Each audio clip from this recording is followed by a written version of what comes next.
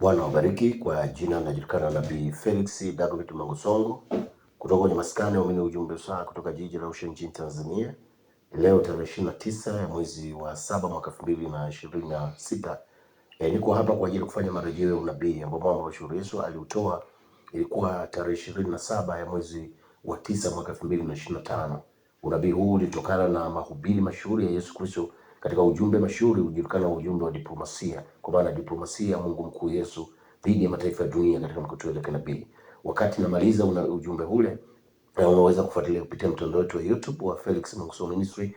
Unaweza kuona ujumbe ule na una series 4. Ile series ya 4 utaona mwamba wa Yesu alitoa nabii, na moja kati ya nabii ambao mwamba wa Yesu alieleza wazi kwamba ulimwengu utakutwa na hali mbaya zaidi kutokana na ile kosa la New York, na ule ujumbe ulijikita kutokana na ile kosa la tarehe 21 ya mwezi wa 9 mwaka 2025. Mataifa ya dunia yalikutana pale New York, wakapiga kura kwa ajili ya kuigawa nchi ya Mungu na nchi ya Israeli.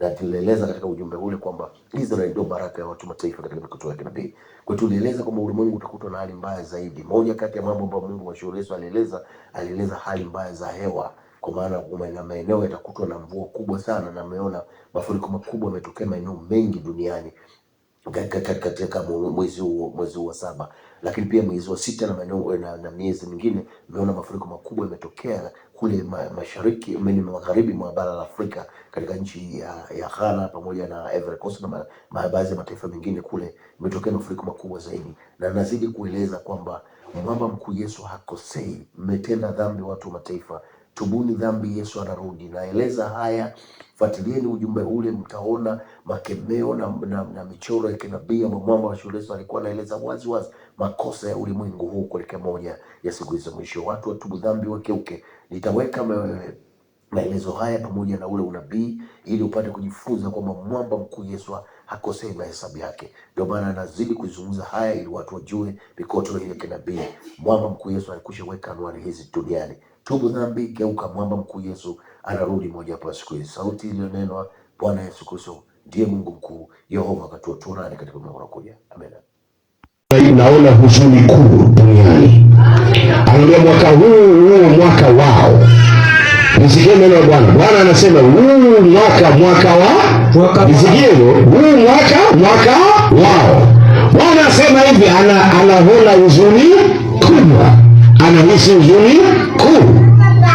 Ninaona vilio. Majanga ya asili yanaenda kutokea. Hiyo na mambo, na hapa nawaeleza hiyo kweli. Msije mkasema mabadiliko ya tabia ya nchi. Muandike wenyewe kabisa kwenye habari zenu. Sana zitangaza kabla. Mweke pale mabadiliko ya tabia za wakao juu ya nchi. Wanadamu waliomwacha Mungu wao. Amina. Msiseme mabadiliko kwa sababu yakitokea matetemeko makubwa watasema mabadiliko nini? Wanaizimizia nchi. Nchi ina shida gani? Amina. Nchi hii hapa haina shida. Tatizo ninyi mkao juu yake. Nchi inafika mahali imeelemewa na dhambi. Mungu aliwaambia nchi, utabeba wanadamu watakatifu. Ikasema amina Bwana. Amina. Sasa inamuuliza Mungu, Bwana Yesu, mbona hawa niliowabeba wamebeba dhambi na dhambi zimekuwa nzito? Mwamba nifanyeje? Yesu anamwambia, kwani wewe nilikwambiaje? Wewe si gari inayotembea kwenye orbit yako, ndio? Si unazunguka jua wewe, ndio? Si gari inatembea, ndio? Kwani magari yanayotembea duniani yanafanyaje? Unakata ikifika mahali watikisa namna hiyo. Mzigo ukiwa mzito, gari kizidiwa, sawa? Wanakata unakwenda, alafu unatikisa unaona mizigo fulani inaanguka. Na vile dunia sasa imezidiwa na mtaanza kuona dunia yenyewe inaanza kushusha mizigo. Mara tetemeko kubwa, mara mafuriko makubwa. Lazima utasikia huku maelfu ya watu wameondoka. Huku maelfu ya watu wanaondoka duniani. Kwa nini dunia imechoka? Dunia imechoka na dhambi za wanadamu. Imechoka kwa sababu iliumbwa kubeba watu watakatifu. Ndio maana inataka na yenyewe iende kwenye sabato yake. Sabato yake ni utawala miaka 1000. Na wengi hapa mnajua kwamba utawala miaka 1000 ni kwa ajili ya watoto wa Yesu. Wale wanaamini chumbe zile 8 duniani. Unasema? Lakini naeleza ni kweli, utawala miaka 1000 na dunia pia na yenyewe inaenda kusherehekea. Kwa nini? Itabeba watu watakatifu. duniani kwa muda wa miaka 1000 katika siku ile ya 7 ya mwaka wa shuhuri Yesu. Siku 6 leo duniani ni miaka 2000. Unasema Mungu anamaliza siku ya 6 sasa duniani. Maana anaachilia uchungu wa mwisho wa dunia ili dunia iingie kwenye siku ya 7, ile sabato ya kustarehe daima. Unasema ile sabato ya kiroho, unasema ambao wateule wa Yesu wataingia pamoja na hiyo dunia. Unasema kwa sababu tutakuwa ndani ya hii dunia na hii dunia na yenyewe itakuwa ina starehe wakati huo, kwa sababu haitakuwa imetenda nini? Imebeba watenda dhambi, wauaji hawatakuwepo, wazinzi hawatakuwepo, matapeli hawatakuwepo, takataka zote hawatakuwepo, wahubiri wa uongo hawatakuwepo, vyuo vya theolojia havitakuwepo, makanisa ya mashetani hayatakuwepo. Dunia itastarehe na watoto wa Yesu.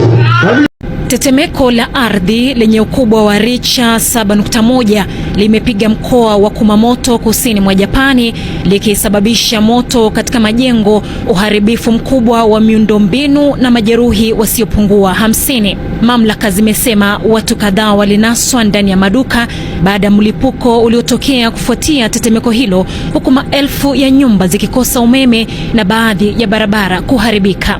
Waziri Mkuu wa Japani Sanae Takaichi amesema serikali yake imeunda kikosi kazi cha kukusanya taarifa, kutathmini uharibifu unaowezekana na kujiandaa kwa shughuli za uokoaji ikiwa itahitajika. Você sabia? A Venezuela está localizada próxima à borda entre a placa sul-americana e a placa do Caribe, uma zona tectônica ativa no norte da América do Sul. Essa interação entre placas ocorre principalmente ao longo da costa venezuelana e é responsável pela ocorrência de terremotos na região, diferentemente da costa oeste da América do Sul, onde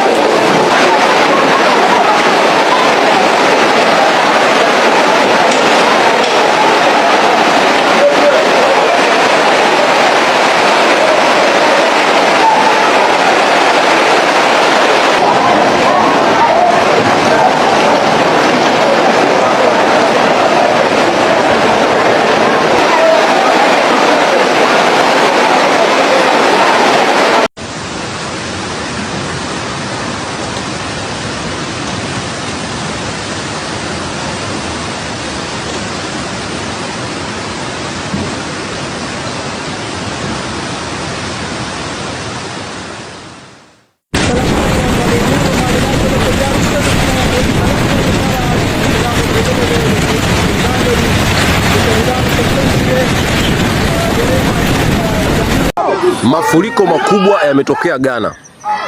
Ghana imenyesha mvua Accra kule Ghana ya ajabu.